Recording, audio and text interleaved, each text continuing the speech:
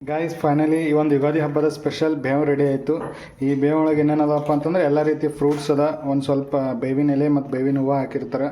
ಮತ್ತು ಯೂಟ್ಯೂಬರ್ಗಳು ಖುಷಿ ಆಗಬೇಕು ಅಂತಂದರೆ ನೀವು ಲೈಕ್ ಆ್ಯಂಡ್ ಸಬ್ಸ್ಕ್ರೈಬ್ ಮಾಡಬೇಕು, ಅಂದಾಗಲೇ ನಮ್ಗೆ ಖುಷಿ ಆಗುತ್ತೆ. ನಮ್ಮ ಮದರ್ ಇಂಡಿಯಾ ನಮ್ಮ ತಾಯಿ ನಮಗೋಸ್ಕರ ಮಾಡ್ಲಾಗತ್ತಾರೆ. ನಾವು ರೆಗ್ಯುಲರಾಗಿ ಬಜ್ಜಿ ಮಾಡ್ತಿದ್ವಿ, ಆದರೆ ಬಾರಿ ಸ್ಪೆಷಲ್ ಇರಲ್ಲ ಅಂತೇಳಿ ಸ್ವಲ್ಪ ಎಳ್ಳಚ್ಚಿಗೆ ಸಂಡಿಗೆ ಮಾಡ್ತಾರೆ. ಬೆಸ್ಟ್ ಅವ ಟೇಸ್ಟಿವ್, ನೀವು ಮನ್ಯಾಗ ಟ್ರೈ ಮಾಡಿ ನೋಡಿರಿ, ಮಸ್ತ್ ಹತ್ತವ.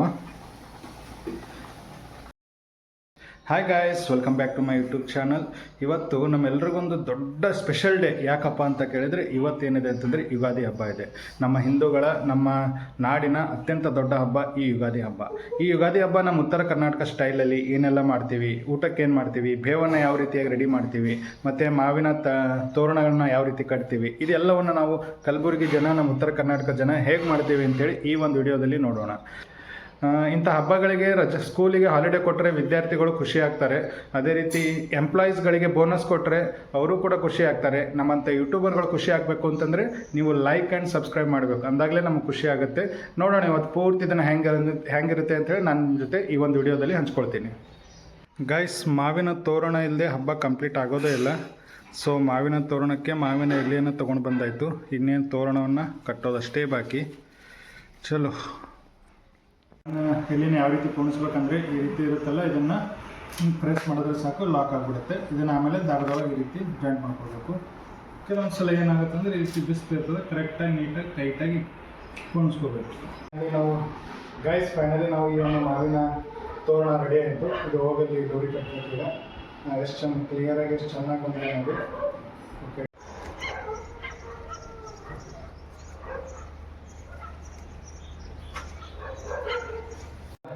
ಈ ಒಂದು ಮಾವಿನ ತೋರಣ ನಾನು ಈಗ ರೆಡಿ ಮಾಡಿದ್ದೀನಿ. ಇದು ದೇವರ ಕೋಣೆಗೆ ತುಂಬ ಚಿಕ್ಕದಾಗಿರುವಂಥದ್ದು ಮತ್ತು ಎಳೆಯಾಗಿದೆ. ಎಷ್ಟು ನೋಡಿ ಎಷ್ಟು ನೀಟಾಗಿ ಬಂದಿದೆ ಅಂಥೇಳಿ.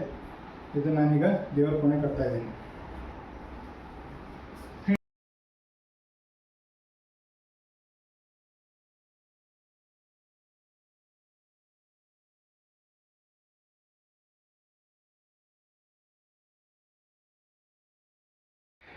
ಗೈಸ್, ಇವತ್ತು ಯುಗಾದಿ ಹಬ್ಬ ಇರೋದ್ರಿಂದ ಬೇವು ಬೆಲ್ಲ ಅಂತೂ ಇರಲೇಬೇಕು. ಹಾಗಾಗಿ ನಾನು ಬೆಲ್ಲ ಅಂತೂ ಮನೆಯಲ್ಲಿದೆ, ಹಾಗಾಗಿ ನಾನು ಬೇವನ್ನು ತೊಗೊಂಡು ಹೋಗ್ತಾ ಇದ್ದೀನಿ.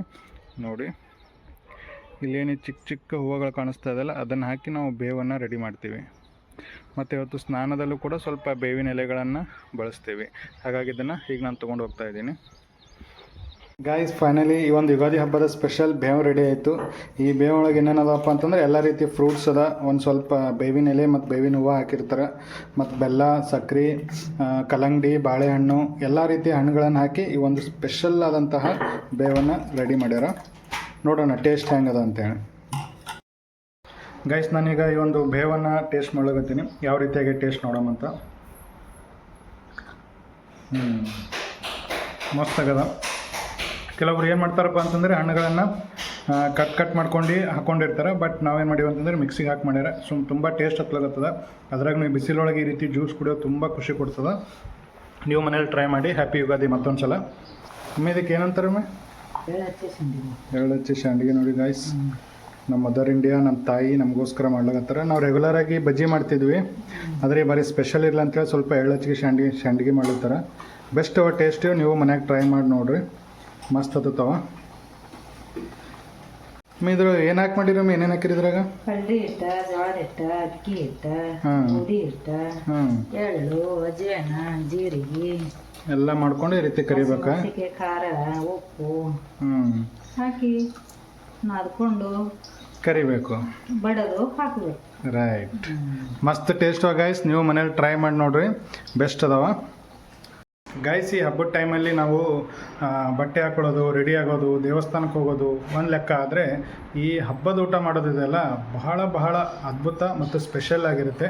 ಇವತ್ತು ನಮ್ಮ ಮನೆಯಲ್ಲಿ ಏನಪ್ಪ ಅಂತಂದರೆ ಉತ್ತರ ಕರ್ನಾಟಕದ ಸ್ಟೈಲಲ್ಲಿ ಹೋಳಿಗೆ ಮಾಡಿದ್ದಾರೆ. ಏನೇನು ಮಾಡಿದ್ದಾರೆ ಅಂತ ನೋಡೋಣ ಬನ್ನಿ ಗೈಸ್. ಉತ್ತರ ಕರ್ನಾಟಕ ಸ್ಟೈಲಲ್ಲಿ ಈ ಹಬ್ಬದ ಊಟ ಹೆಂಗಿರುತ್ತೆ ಅಂತಂದರೆ ಇಲ್ಲಿದೆ ನೋಡಿ.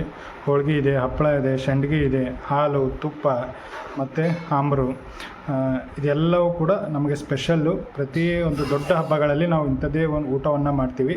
ನೀವು ಕೂಡ ನಿಮ್ಮ ಸೈಡ್ ಅಂದರೆ ಬೇರೆ ಬೇರೆ ಭಾಗದವರಾಗಿದ್ದರೆ ನೀವು ಯಾವ ರೀತಿಯಾಗಿ ಹಬ್ಬದ ಊಟ ಮಾಡ್ತೀರಾ ಅಂಥೇಳಿ ಕಮೆಂಟ್ ಬಾಕ್ಸಲ್ಲಿ ತಿಳಿಸಿ. ಗೈಸ್, ಊಟ ಎಲ್ಲ ಆಯಿತು. ಆರಾಮಾಗಿ ಮೊಬೈಲ್ ನೋಡ್ತಾ ಕೂತ್ಕೊಂಡಿದ್ದೆ. ಅಷ್ಟೊತ್ತಿಗೆ ನಮ್ಮ ಫಾದರ್ ಬಂದುಬಿಟ್ಟು ಹೋಗಿ ಸ್ಪ್ರೈಟ್ ತೊಗೊಂಡು ಬಾ ಅಂತ ಹೇಳಿದ್ರು. ಸ್ಪ್ರೈಟ್ ಅಂತಂದರೆ ಮನೇಲಿ ಕುಡಿಯೋಕ್ಕಲ್ಲ, ಇಲ್ಲಿ ನೋಡಿ ಈ ರೀತಿ ಅಂಗಡಿಯಲ್ಲಿ ಮಾರೋಕ್ಕೆ ಸ್ಪ್ರೈಟ್ ತೊಗೊಂಡು ಬಾ ಅಂತ ಹೇಳಿದ್ರು. ನಾನು ಸ್ಪ್ರೈಟ್ ತರೋಕ್ಕೆ ಅಂತ ಹೊರಗಡೆ ಬಂದಿದ್ದೀನಿ.